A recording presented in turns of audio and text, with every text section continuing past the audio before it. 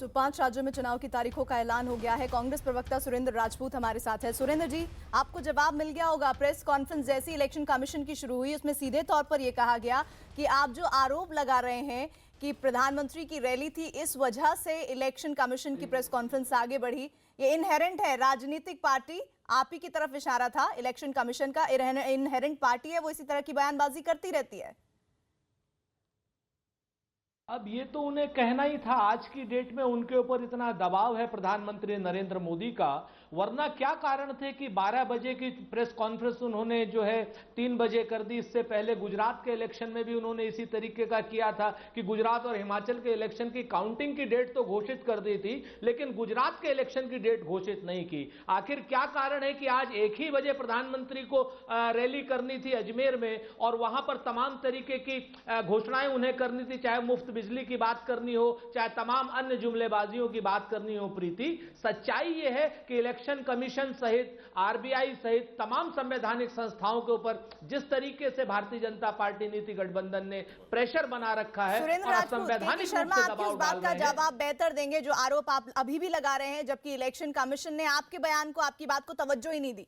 के शर्मा, सबसे पहले तो मैं ये कहना चाहता हूं कि आप देखिए चुनाव की घोषणा हो चुकी है, चुनाव की घोषणा हो चुकी है और हम विजय के संकल्प के साथ में जो है चुनाव मैदान में उतरने को तैयार है, तैयारी के साथ हम उतर रहे हैं और मैं समझता हूं कि विजय का संकल्प हमारा पूर्ण होगा, हम संकल्प से सिद्धि को प्राप्त करेंगे।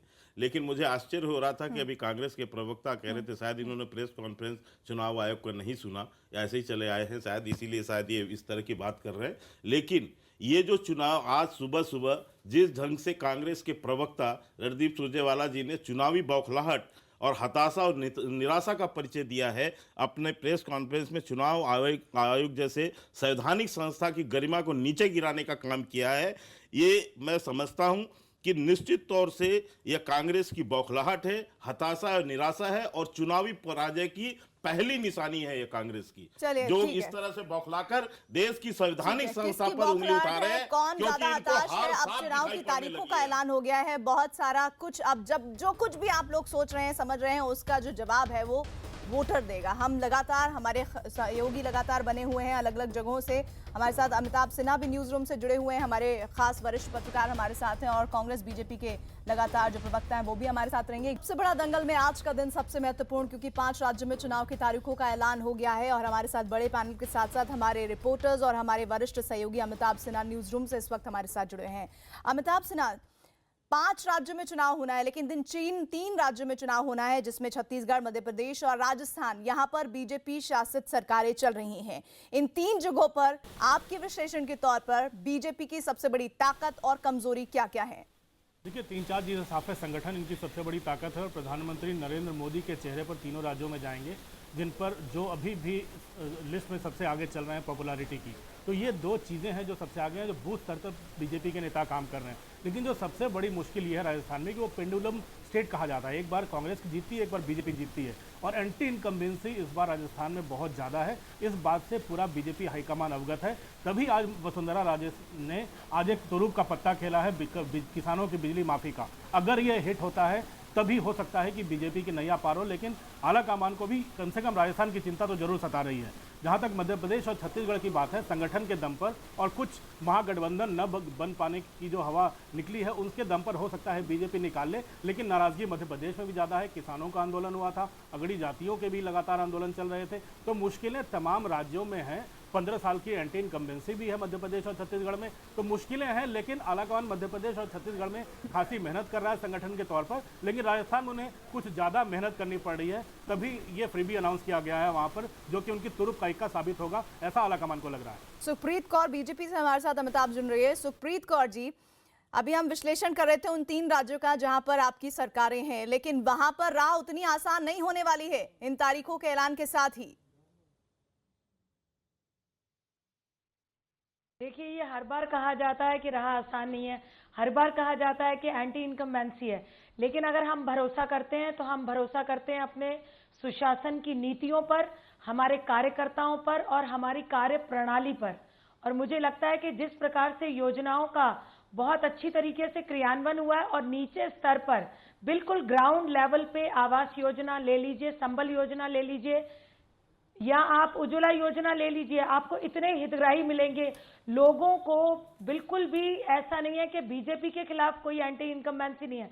कोई स्थानीय जनप्रतिनिधि के खिलाफ उनका मन हो सकता है, लेकिन भारतीय जनता पार्टी और हमारी मध्य प्रदेश सरकार के खिलाफ किसी प्रकार का कोई भी एंटी इनकम्बेंसी नहीं है। पर किसान और आरक्षण के मुद्दे पर आप गिरे रहे हैं, इस बात से आप इनकार नहीं कर सकते। अर्चना शर्मा कांग्रेस से हमारे साथ जुड़ रही हैं। अर्चना शर्मा, कमर कस ली है कांग्रेस पार्टी ने इन 5 राज्यों के लिए?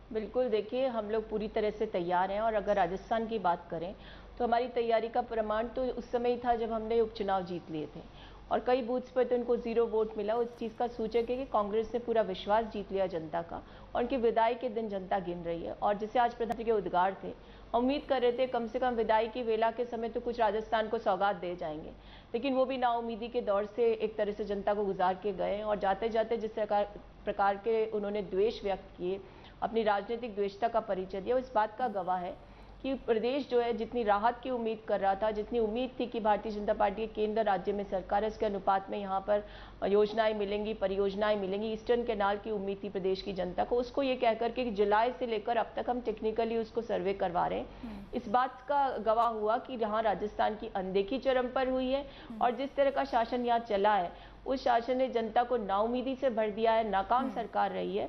और कांग्रेस ने जिस शिद्दत के साथ विपक्षी भूमिका निभाई, जैसे सरकार को बैकफुट पर हम लेकर के आए, जिस प्रकार से काला कानून लाने से उससे रोका, उसके माइनिंग स्कैम को उजागर किया, हर मोर्चे पे जनता की आवाज को बुलंद किया, किसानों के आंसुओं को पहुंचा, उनकी बहबूदी के लिए योजनाएं सरकार बनाए, बिजली की दरों को वापस दी, ये सारे काम हमने किए। तो हम लोग निरंतर जनता के बीच में मौजूद रहे, संघर्ष करते रहे और उसका विश्वास जीतते रहे। तो जो डिबैकल हुआ हमारा 2013 लेकिन अर्चना शर्मा जी, उपचुनाव जीतना ही चुनाव आने वाला जीतना होगा ऐसा कहना बहुत मुश्किल है। हालांकि आप दावे जरूर कर रही हैं। मनोज हमारे साथ भोपाल से हमारे सहयोगी जुड़ रहे हैं। मनोज, आपने सुप्रीत कौर बीजेपी की तरफ से और अर्चना शर्मा कांग्रेस की तरफ से हमारे साथ जुड़ी हुई हैं, उनके विचार सुने। लेकिन इन 5 राज्यों में कितना आसान, कितना मुश्किल होने वाला है इन मुख्य 2 पार्टियों के लिए चुनाव? खासतौर पर मध्य प्रदेश की जहां तक बात करें, इस वक्त मैं जबलपुर में हूं, और एक तरफ जहां चुनावों की घोषणा हो रही है, अधिसूचना जारी हो रही है, उसी वक्त में यहां जबलपुर में राहुल गांधी का रोड शो जब प्लान हुआ था तो किसी तरह की अधिसूचना नहीं थी, लेकिन अब अधिसूचना जारी हो चुकी है, मॉडल कोड ऑफ कंडक्ट लग चुका है, और यहाँ पर नर्मदा के किनारे नमामि देवी नर्मदे करने वाले हैं राहुल गांधी। पहली मरतबा जो राहुल गांधी यहाँ पर पहुँच रहे हैं, और मध्य प्रदेश में एक तरह से कांग्रेस के जो चुनाव का जो आगाज है वो राहुल गांधी की जबलपुर की इस नर्मदा मैया की पूजा के साथ शुरू होगा। ये महाभारत कितना कठिन है आपके लिए? 165 बीजेपी, 58 है सिर्फ कांग्रेस, ये फासला कैसे तय करेंगे? देखिए, इस बार के जो चुनाव के नतीजे आएंगे वो साफ कर देंगे कि बीजेपी की जड़ें उखड़ जाने वाली हैं, चाहे वो मध्य प्रदेश हो, राजस्थान हो, छत्तीसगढ़ हो, तमाम प्रदेशों से। जहां तक मध्य प्रदेश का सवाल है, जनता बेसब्री से इंतजार कर रही थी, और अब 28 नवंबर की तारीख आई है। उस दिन इस प्रदेश की जनता इस कुशासन का, इस भ्रष्ट शासन का, इस माफिया राज का, इस गुंडा राज का अंत करेगी। लेकिन ये अंत कैसे होगा? आप तो मतलब आप शुरुआत हो रही है राम भक्त राहुल, शिव भक्त राहुल, नर्मदा भक्त राहुल, कैसे कुशासन का अंत हो जाएगा? देखिए, जहां तक राहुल जी हो या कांग्रेस का सवाल हो, कांग्रेस ने राजनीति कभी मसला नहीं बनाया। धर्म को धर्म एक व्यक्तिगत आस्था है, और उसके चलते आज इतना सहयोग है कि आज घोषणाएं हुई हैं, और आज मां नर्मदा की आरती करने राहुल जी जबलपुर पधार गए हैं और जल्द हमारे बीच में होंगे। ये अपने आप में दिखाता है कि मां नर्मदा का आशीर्वाद कांग्रेस के साथ है। मैं आपको एक बार एक नज़ारा दिखाऊंगा कि यहाँ बहुत सारे पंडित आए हुए हैं, और यहाँ पर नर्मदा की आरती की तैयारी हो रही है। नर्मदा के किनारे ग्वारी घाट पर यहाँ पर अधिसूचना जारी होने के बाद यहाँ पर ये राहुल गांधी की यहाँ पर रोड शो होना है, और उसके बाद सभा होनी है। लेकिन एक छोटी सी बात आपसे मैं पूछना चाहूँगा कि कौन सी ऐसी चीज़ है, जनता आपको क्यों चुने? देखिए, जनता आज हर तबका इस बीजेपी से है परेशान है। आज किसान कर्ज में दबा हुआ है। 21,000 किसानों ने पिछले 15 साल में फांसी के फंदे को चूमा है। महिलाएं पूरी तरह से असुरक्षित है। 1 साल की बच्ची से लेकर 80 साल तक गुजर मिला, न घर में, न बाहर, न थानों में, सड़कों में, कहीं भी सुरक्षित नहीं है। आज बच्चे कुपोषण के चलते मर रहे हैं। आज नवयुवक बेरोजगार है, 1.5 करोड़ बेरोजगार नवयुवक इस प्रदेश में घूम रहा है। व्यापम के चलते बड़ा धोखा हुआ है। इस सरकार ने ठगा है इस प्रदेश के नवयुवकों को। छोटे काम धंधे चौपट हो गए जीएसटी और नोटबंदी के चलते। एक सवाल का जवाब दीजिए। पूरा देश जानना चाहता है, मध्य प्रदेश जानना चाहता है, मुख्यमंत्री कौन होगा? देखिए, कांग्रेस अपना मुख्यमंत्री पहले से घोषित नहीं करती है। कांग्रेस चुने हुए विधायकों को अपना नेता चुनने का मौका देती है और वही। लेकिन शोभा ओझा शायद ये भूल रही है मनोज की गुटबाजी और कमजोर संगठन उनकी बहुत बड़ी कमजोरी है, जो मध्य प्रदेश में बहुत ज्यादा मुखर कर कांग्रेस के साथ आने वाली है। और इस मुसीबत से, इस मुश्किल घड़ी में कैसे पार पाती है कांग्रेस, बड़ा सवाल है। वो बात अलग है कि कभी शिव भक्त बन जाते हैं, कभी राम भक्त बन जाते हैं, अब तो नर्मदा मैया के भी भक्त बनते दिख रहे हैं राहुल गांधी। हम सीधे रुख करेंगे, अनुराग ढांडा इलेक्शन ऑफिस से हमारे साथ जुड़े हुए हैं। अनुराग, लगातार इलेक्शन कमीशन को लेकर आज सुबह से लेकर अभी तक, जब तक प्रेस कॉन्फ्रेंस हो रही थी और इनफैक्ट उसके बाद तक, आरोप लग रहे थे कि तमाम चीजें ऑपरेट हो रही है बीजेपी से, लेकिन उन्होंने खुलकर जवाब दे दिया। देखिए, बिल्कुल इलेक्शन कमीशन ने तो क्लियरली कहा कि वो टेक्निकल रीजंस की वजह से उन्होंने जो इलेक्शंस की अनाउंसमेंट है वो थोड़ा सा डिले किया 2-3 घंटे के लिए। लेकिन कांग्रेस का अटैक अभी भी जारी है। रणदीप सुरजेवाला ने ये क्लैरिफिकेशन आने के बाद भी दोबारा से अटैक किया और गुजरात का और कर्नाटका इलेक्शन की डेट जिस तरीके से बीजेपी आईटी सेल के हेड के ट्विटर हैंडल से पहले ही आ गई थी, उन सबको दोबारा से जिक्र करते हुए उनका ये कहा है कि अभी भी उनका सवाल वाजिब तौर पर बना हुआ है। तो ये तो इलेक्शन में इस तरीके के आरोप लगते रहते हैं और कोई भी पार्टी ये दिखाने की कोशिश करती है कि उनको लेवल प्लेग्राउंड नहीं मिल रहा है। लेकिन जो महत्वपूर्ण चीज है, जो 2 बिंदुओं की तरफ मैं ध्यान दिलाना चाहूंगा, पॉलिटिकल बैटल तो आज से शुरू हो गई है और उस पर चर्चा लगातार चलेगी। लेकिन 2 महत्वपूर्ण चीजें जो अनाउंस की है इलेक्शन कमीशन ने यहाँ से, उनमें से एक की Mark 3 ईवीएम वोटिंग मशीन्स, जिनको की इलेक्शन कमीशन कह रहा है कि वो टेम्पर प्रूफ है, वो पहली बार कर्नाटका चुनाव में इंट्रोड्यूस किया गया था और सिर्फ 1800 पोलिंग बूथ पर इंट्रोड्यूस किया गया था। इस बार जो 2-2 राज्यों में चुनाव हो रहे हैं, उस लिहाज से अगर देखें तो 50,000 से ज्यादा Mark 3 ईवीएम मशीन्स एक साथ इस्तेमाल की जाएंगी। जिसका मतलब ये कि साथ साथ इलेक्शन कमीशन ये भी दिखा रहा है कि हम उस कैपेबिलिटी की तरफ बढ़ रहे हैं कि 2019 के जो जनरल इलेक्शन होने, उसमें 7 लाख से ज्यादा पोलिंग बूथ्स पर Mark 3 ईवीएम मशीन्स का इस्तेमाल होना है, जो कि सुप्रीम कोर्ट में पहले ही हलफनामा दे चुका है चुनाव आयोग। तो उस लिहाज से अगर देखें तो तैयारियों में भी बढ़ोतरी हो रही है, लेकिन किस लेवल तक पहुंचे हैं वो देखना होगा कि क्या 2019 तक वहां पहुंच पाएंगे। दूसरा, अगर आप देखें तो जिस तरीके से तेलंगाना के चुनाव को, ये भी अपने आप में पहली बार शायद हो रहा है पिछले काफी सालों में कि वोटर लिस्ट फाइनल होने से पहले, इलेक्टोरल रोल फाइनल होने से पहले किसी स्टेट में चुनाव का ऐलान किया जा रहा है। तो इस लिहाज से अगर देखें तो 2 महत्वपूर्ण चीजें हैं कि एक, चुनाव आयोग ने यह तय किया कि 5 स्टेट्स में इकट्ठा अनाउंस करना है, वहां पर चुनाव आचार संहिता इकट्ठे लागू होगी, चाहे 2-3 दिन बाद उसमें इलेक्टोरल रोल आने वाला है। और दूसरा ये कि ईवीएम मशीन्स जो लेटेस्ट हैं Mark 3, उसका इस्तेमाल करने जा रहे हैं और 2-2 स्टेट्स में ब्रेन में वोटर पर्ची का भी इस बार इस्तेमाल होने जा रहा है। रवि भी हमारे साथ है। रवि, किसी भी राज्य में चुनाव हो, सबसे ज्यादा सरगर्मियां दिल्ली में बढ़ती हैं, क्या खबर आ रही है?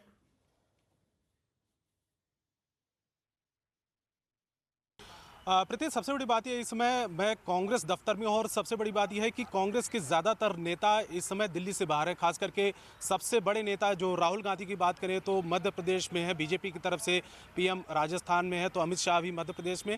अलग अलग जगह पर रैलियां इन लोगों की हो रही हैं। लेकिन ये जो तैयारियाँ, आज भले ही अनाउंसमेंट हुआ है इन 5 राज्यों में डेट्स का, लेकिन जो तैयारियाँ चल रही थी वो काफ़ी समय से चल रही थी और ख़ास करके 3 राज्यों में, छत्तीसगढ़, मध्य प्रदेश और राजस्थान, इन 3 राज्यों पे ज़्यादा फोकस होगा इन दोनों पॉलिटिकल पार्टियों के लिए। लेकिन अगर हम कांग्रेस की बात करें तो राहुल गांधी, क्योंकि उन्होंने अभी एक दिन पहले भी एक बयान दिया था जिसमें उन्होंने कहा था कि अगर रीजनल पार्टियां सहयोग करती हैं, यानी कि तमाम जो सहयोगी दल उनका सहयोग करते हैं, तो प्रधानमंत्री वो बन सकते हैं। कई बार उन्होंने प्रधानमंत्री बनने के लिए उन्होंने बयानबाजी की है। लेकिन सबसे बड़ी बात यह है कि 3-4 दिन पहले मायावती ने ही कांग्रेस को झटका दिया था। उन्होंने कहा था कि कांग्रेस के साथ जाना अब मुमकिन नहीं है, क्योंकि दिग्विजय सिंह के साथ में जो कुछ हुआ सबको पता है। दूसरी बात, अखिलेश यादव ने कहा है कि मध्य प्रदेश में वो कांग्रेस के साथ नहीं जाएंगे। तो सबसे बड़ी बात यह है कि जिन क्षेत्रीय छतपों के साथ में, रीजनल पार्टियों के साथ में कांग्रेस सोच रही थी कि 2019 का चुनाव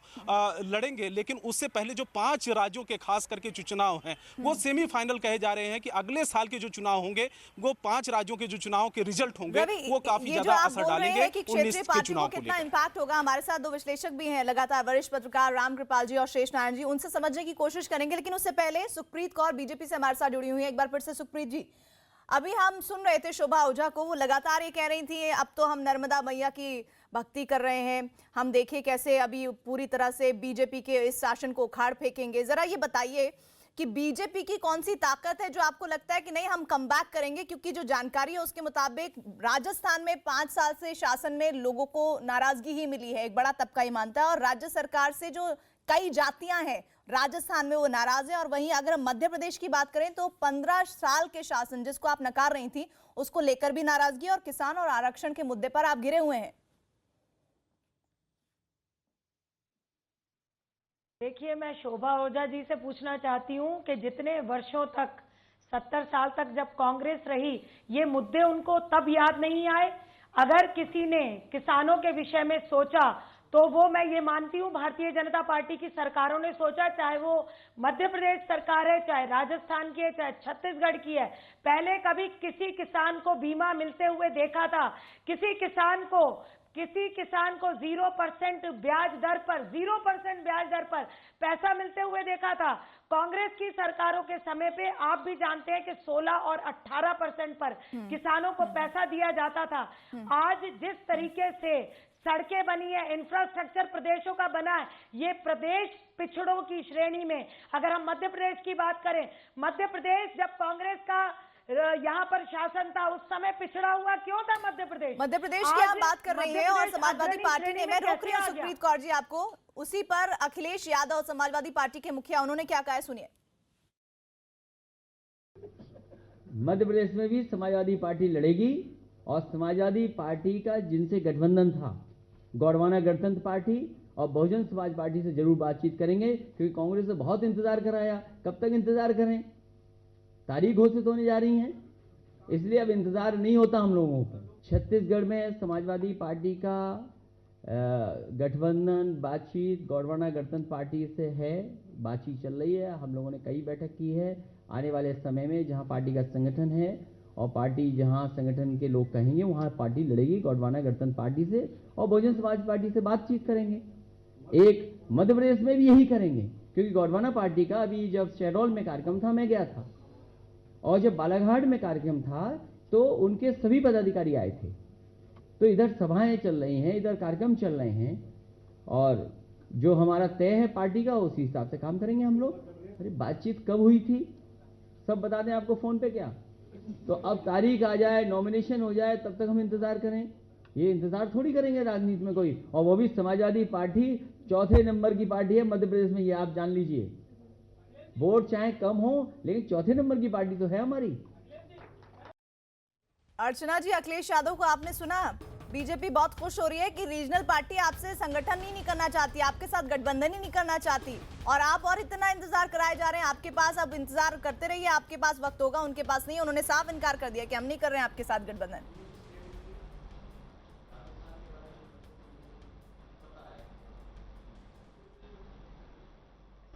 अर्चना शर्मा जी, आवाज आ रही है आपके पास? चलिए, लग रहा है उन तक आवाज नहीं पहुंच पा रही। अमिताभ से ना लग ऐसा रहा है कि जहां कांग्रेस पार्टी जो देश को आजादी के बाद से इन 70 सालों के लगातार सफर में साथ रही, आज उसकी ये स्थिति है कि राज्यों में क्षेत्रीय पार्टियां तक उनके साथ गठबंधन नहीं करना चाहती है। इस स्थिति में, इन 5 राज्यों के चुनाव की स्थिति में कांग्रेस को आप कहां खड़ा देखते हैं? देखिए, मुश्किल जरूर होगी। कम से कम इन 3 राज्यों में कांग्रेस ने पहले संकेत दिए थे कि तमाम पार्टियों के साथ सीटें शेयर करेगी, लेकिन जब जैसे जैसे चुनाव पास आता गया, कांग्रेस आलाकमान और स्थानीय नेताओं को लगा कि उन राज्यों में उनकी स्थिति बेहतर होती जा रही है, चाहे वो राजस्थान हो चाहे मध्य प्रदेश हो, तब उन्होंने उनकी मनमानी सीटें देने से इनकार कर दिया। आपको याद होगा कमलनाथ ने कहा था कि बीएसपी ने 50 सीटें मांगी थी मध्य प्रदेश में, जो देना संभव नहीं था। तो जाहिर तौर पर कांग्रेस की अपनी मुश्किल है, बड़ी पार्टी है, उन राज्यों में उसने अकेले दम पर सरकार बनाई है, तो सीटें उतनी दे नहीं सकती थी। लेकिन जो महागठबंधन का हवा खड़ा हुआ था, वो हवा अब उसकी हवा निकल गई है, पहली बात। दूसरी बात, एक महागठबंधन बनने से तमाम जो वोट बढ़ सकता था, अब त्रिकोणीय संघर्ष हो जाएगा, सीधी सी बात है। त्रिकोणीय संघर्ष में बीजेपी को लग रहा है कि उनका फायदा होगा, और यह फायदा मध्य प्रदेश में भी होगा। छत्तीसगढ़ में जोगी माया की जोड़ी जो है वो भी नुकसान पहुंचाएगी, क्योंकि छत्तीसगढ़ में जो कास्ट कॉम्बिनेशन है 50% ओबीसी वोट्स हैं, SC ST वोट भी 22% से ज्यादा है, वहां अगड़ी जातियों के वोट 4-5% हैं। तो जाहिर तौर पर छत्तीसगढ़ में भी अगर डेंट लगता है तो कांग्रेस को ही फजीयत होगी। तो इन सब को संभालना है कांग्रेस को। और दूसरी बात, गुटबाजी मुकाबले में कांग्रेस अपने आप को अमिताभ कहां पर देख रही है, समझना होगा।